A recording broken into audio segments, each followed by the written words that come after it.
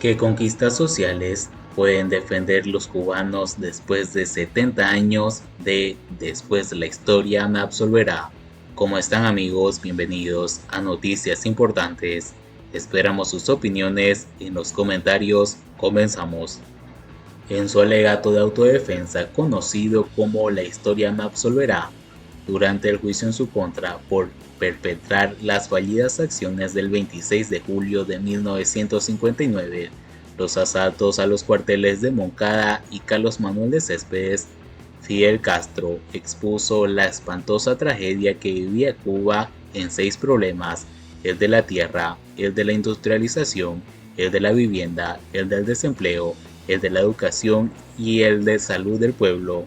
7 décadas después, el régimen no ha sido capaz de dar solución duradera a ninguno, y la realidad que exhibe el país provoca una crisis migratoria sin precedentes que genera otros problemas: el decrecimiento y el envejecimiento poblacional.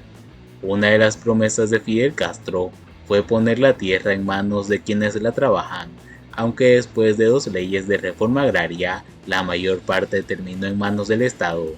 La posterior entrega de tierras en usufructo no ha significado una verdadera autonomía para los agricultores y ganaderos. El régimen sigue siendo el propietario principal y cuando lo quiere expropia a los dueños de las tierras que posee y mantiene el control sobre las producciones. El resultado es que los campos no producen y las cosechas se pudren, mientras los cubanos pasan hambre, a pesar de las leyes como la soberanía alimentaria. En mayo pasado, el viceprimer ministro y ministro de Economía, Alejandro Gil Fernández, reconoció una caída en los niveles de disponibilidad de viandas, hortalizas, huevo, leche y frijoles, entre otros. En el propio mes, la Oficina Nacional de Estadísticas e Información, ONEI, publicó cifras que revelaron que en enero y marzo de este año, aunque el régimen había invertido en la agricultura algo más que en el mismo periodo de 2022, este renglón solo recibió 2.9% de la inversión total, frente al 23% destinado a los servicios empresariales e inmobiliarios y el de alquiler y otras áreas que se incluyen en la construcción para el turismo. Cuba cuenta con un programa agroalimentario nacional que el esquema de inversiones del régimen, además de su control sobre las tierras y los productores, impiden cumplir. La industria, incluida por Fidel Castro dentro de los asuntos a resolver en Cuba 70 años atrás, exhibe hoy una notable ineficiencia que obliga a recurrir a la inversión extranjera y el sector privado, otrora satanizados por el difunto dictador. En abril pasado, el ministro de Economía, Alejandro Gil, se preguntó cuál es el potencial industrial y cómo explotarlo. Dijo que no podemos tener a la industria cubana ociosa con altos índices de demanda insatisfecha que existe en el país.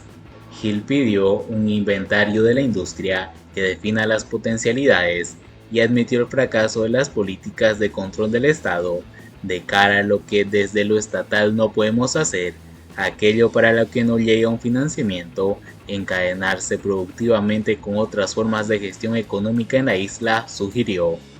Insistió en la necesidad de encadenarse con las micros, pequeñas y medianas empresas, pues ese es un inversor importante que, mediante un acuerdo de producción cooperada, puede ayudar a la revitalización de la industria nacional.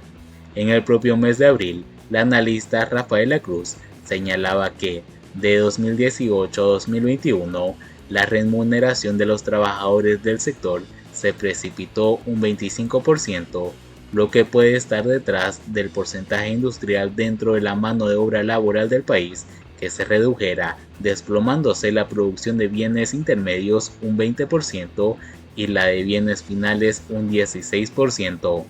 Aunque no hay datos aún para 2022, teniendo en cuenta la relación lineal entre la producción industrial y el consumo de energía eléctrica, los históricos, por intensos apagones ocurridos el año pasado, de seguro incidieron en la producción industrial que haya mantenido una tendencia suicida. El de la vivienda es uno de los problemas más crónicos en Cuba. El pasado 19 de julio, una semana antes del aniversario 70 del asalto al cuartel de Moncada, la Asamblea Nacional del Poder Popular informó de la existencia de casi 60.000 casas con pisos de tierra detectadas en Cuba y 9.000 cuarterías, y dio a conocer que tampoco en 2023 se cumplirá el plan de construcción de viviendas. Por su parte, la cuestión del empleo no puede darse por resuelta en Cuba en más de 6 décadas de revolución y 7 después de la historia me absolverá. Los resultados de la encuesta nacional de ocupación 2022 realizada por la dictadura indican el decrecimiento de la ocupación en casi 1/4 millón de personas respecto a 2020.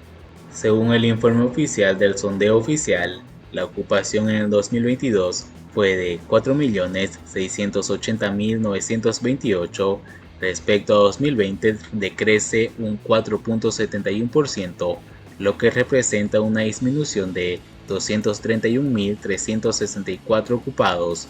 El principal problema del empleo en Cuba, sin embargo, es el de los trabajadores que no consiguen satisfacer sus necesidades básicas con los salarios, y muchos, pese a tener empleos formales, tienen que realizar actividades ilegales para poder subsistir.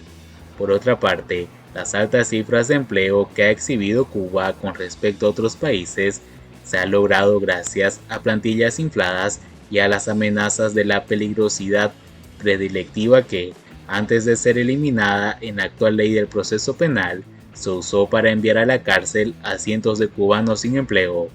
La educación y la salud durante mucho tiempo fueron las joyas de la corona de la dictadura, que las utilizaba para matizar, desde su punto de vista, la falta de libertades políticas. En el caso de la educación, el adoctrinamiento se presentaba un precio justo a cambio de recibir una instrucción de calidad de manera gratuita. Hoy no solo está demostrado que los cubanos pagamos por la educación, sino también que dejó de ser de calidad hace mucho tiempo. La falta de profesiones, agudizada por años, a la que el régimen ha intentado poner parche, como los profesores emergentes, la formación de profesores generales integrales y las clases televisadas, ha resultado en una progresiva pérdida de la calidad en las clases y en la formación de los egresados. La crisis humanitaria que atraviesa Cuba, reflejada en pedidos de auxilio para conseguir medicamentos básicos y tratamientos en el exterior, y la falta de recursos y de personal médico, desnuda la actual situación de la salud, presentada como gratuita por la propaganda del régimen, con el objetivo de convertir a los cubanos en eternos deudores de la revolución. El estado de cada uno de los problemas expuestos por el dictador Fidel Castro para defenderse en 1953 obliga a preguntarse qué celebraron los cubanos el pasado 26 de julio y qué celebrarán cuando la historia me absolverá cumpla 70 años y la revolución arribe a su aniversario 65. ¿Cuáles son las conquistas sociales que quedan en Cuba para defender? Pues ninguna, pura falsedad de la dictadura castrista. Y bien amigos, así vamos terminando las noticias importantes del día de hoy. Por favor, nos ayudarían mucho compartiendo las noticias y así poder informar a muchas más personas de la verdadera realidad en Cuba. Patria y vida mis hermanos, nos vemos en el siguiente informe.